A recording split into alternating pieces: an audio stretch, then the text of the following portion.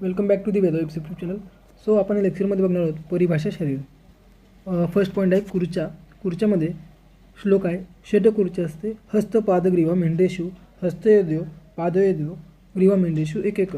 खुर्च्या म्हणजेच काय? खुर्च्या म्हणजे कुंचला किंवा ब्रश, पेशी, स्नायू, धमनी, सिरा यांचा सन्निपात म्हणजे काय असते? खुर्च्या असतं. खुर्च्या एकूण 6 असतात. 2 हातात, 2 पायात, 1 ग्रीवा व 1 मेंढा प्रदेशी असते. नेक्स्ट आहे कंडरा. कंडरा म्हणजे काय? वृत्तस्नायू म्हणजेच काय? कंडरा. गोलदूरच्या आकाराच्या स्नायूंना कंडरा असे म्हणतात. जे गोलदूरच्या आकाराचे स्नायू असतात त्यांना कंडरा असे म्हणलेले आहे. भावप्रकाशनुसार मोठ्या लांब स्नायूंना कंडरा असे म्हटलेले आहे. शारगंधर मतानुसार काय सांगितलेले आहे? शरीरातील अवयवांचे प्रसरण व आकुंचन करणाऱ्या स्नायूंना कंडरा असे म्हटलेले आहे. जे शारगंधर आहे यांच्या मतानुसार शरीरातील अवयवांचे जे आकुंचन प्रसारण करते त्या स्नायूंना काय म्हणलेलं आहे? कंडरा असे म्हणलेले आहे. एकूण कंडरा किती आहे? 16 कंडरा. एकूण कंडरा किती आहे? 16 कंडरा. ते किती आहे? हातात 4, पायात 4, ग्रीवेमध्ये 4, पृष्ठामध्ये 4. नेक्स्ट काय सांगितलेलं आहे? कंडरांचे कार्य सांगितलेले आहे. अंगप्रत्यंगांचे आकुंचन व प्रसारण करणे हेच काय? कंडरांचे कार्य आहे. नेक्स्ट सांगितलेलं आहे जाल. जाल म्हणजेच काय? जाळी. जाल म्हणजे जाळी. मांस, सिरा, स्नायू, अस्थि जालानी प्रत्येक चत्वारी चत्वारी. मांस, सिरा, स्नायू आणि अस्थि या रचनेपासून जाल बनलेले आहे.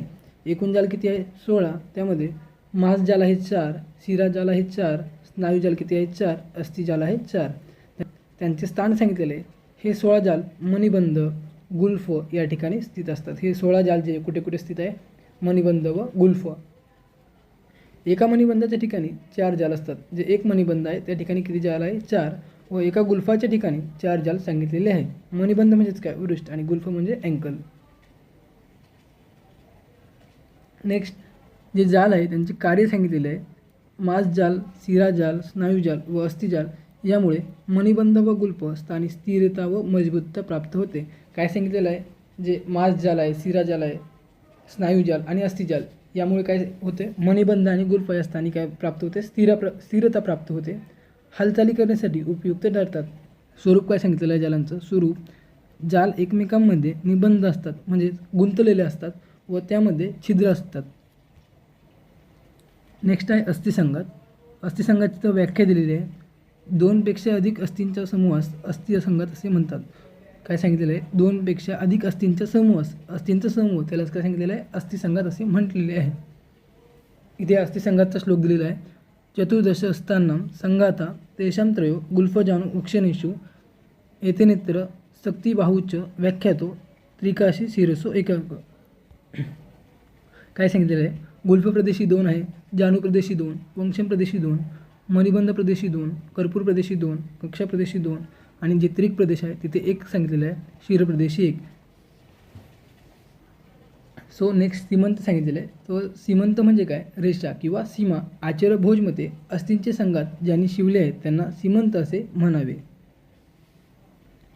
यांची संख्या काय सांगितलेली आहे? सुश्रुतनुसार 14 सीमंत आहे व जे वृद्ध वाग्भट आहे यांच्यानुसार 18 सीमंत सांगितलेले आहे. नेक्स्ट याचे स्थान सांगितलेलं आहे.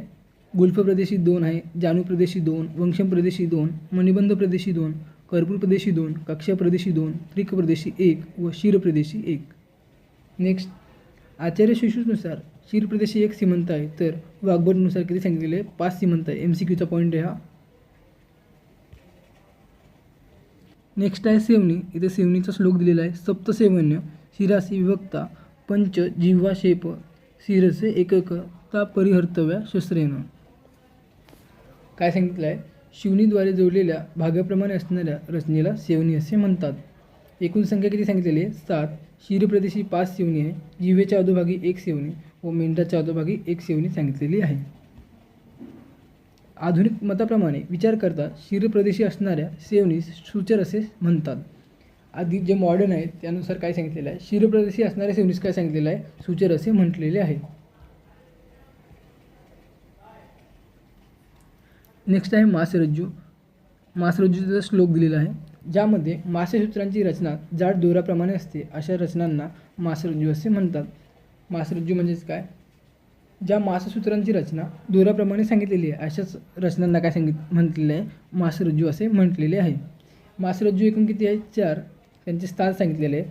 पृष्ठवंशाच्या म्हणजेच व्हर्टिब्रल कॉलम जे आहे त्या दोन्ही बाजूस, 2 बाहेरच्या बाजूस व 2 आतल्या बाजूस, जे व्हर्टिब्रल कॉलम आहे त्याच्या 2 बाहेरील बाजूस आणि 2 आतमधील बाजूस सांगितलेले आहे. यांचे कार्य काय? पेशींना बांधून ठेवतात. जे मासरज्जू आहे ते काय करतात? पेशींना बांधून ठेवतात. नेक्स्ट सांगितलेलं आहे लसिका. लसिका म्हणजे काय? आधुनिक मतानुसार लिम्फ, आधुनिक मतानुसार जी लसिका आहे त्याला लिम्फ असे म्हणलेले आहे. Lymph is a modified tissue fluid. जे लिम्फ आहे तेच काय? मॉडिफाईड टिश्यू फ्लुइड असे म्हटलेले आहे. लसिका शरीरातील जलीय जे चरकशरीर आणि त्वचेचे जे 6 स्तर सांगितलेले आहेत त्यापैकी उदकधर आहे या स्तराला काय? लसिका असे संबोधलेले आहे. सो नेक्स्ट लेक्चरमध्ये आपण गर्भशरीर बघणार आहोत.